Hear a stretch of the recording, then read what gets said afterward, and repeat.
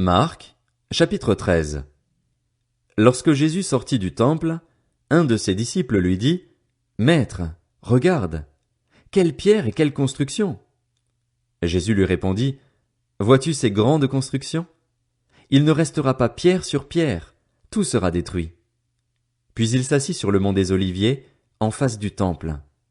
Pierre, Jacques, Jean et André lui posèrent en privé cette question. « Dis-nous, quand cela arrivera-t-il et à quel signe reconnaîtra-t-on que tous ces événements vont s'accomplir ?»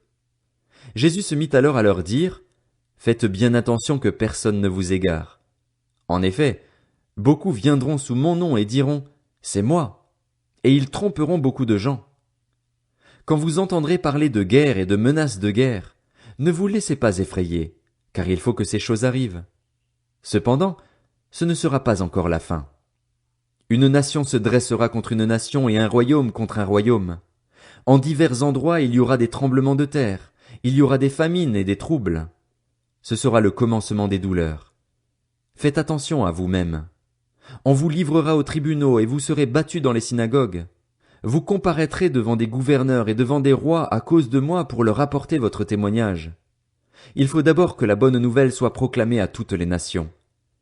Quand on vous emmènera pour vous faire arrêter, ne vous inquiétez pas d'avance de ce que vous direz, mais dites ce qui vous sera donné au moment même. En effet, ce n'est pas vous qui parlerez, mais l'Esprit Saint. Le frère livrera son frère à la mort, et le père son enfant. Les enfants se soulèveront contre leurs parents et les feront mourir. Vous serez détestés de tous à cause de mon nom, mais celui qui persévérera jusqu'à la fin sera sauvé.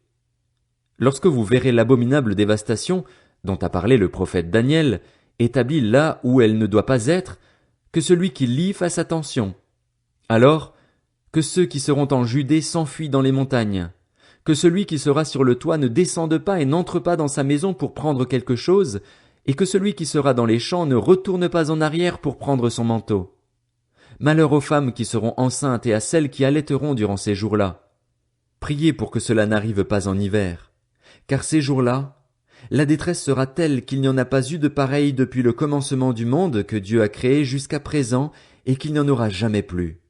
Et si le Seigneur n'avait pas abrégé ces jours, personne ne serait sauvé.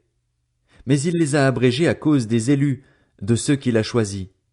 Si quelqu'un vous dit alors, « Le Messie est ici » ou « Il est là », ne le croyez pas, car de prétendus Messies et de prétendus prophètes surgiront.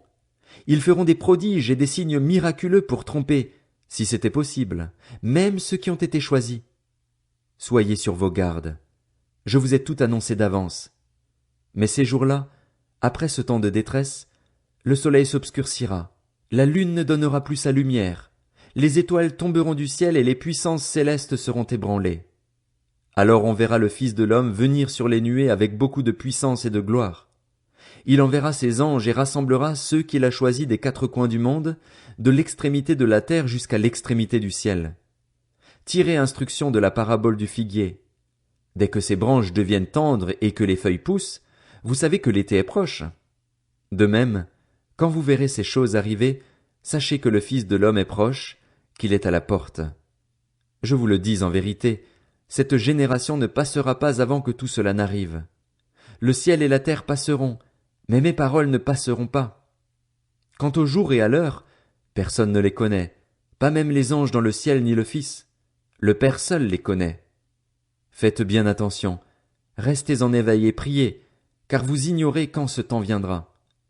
Cela se passera comme pour un homme qui part en voyage. Il laisse sa maison, remet l'autorité à ses serviteurs, indique à chacun son travail et ordonne au portier de rester éveillé. Restez donc vigilants, car vous ne savez pas quand viendra le maître de la maison. Le soir, ou au milieu de la nuit, ou au chant du coq, ou le matin. Qu'il ne vous trouve pas endormis quand il arrivera tout à coup.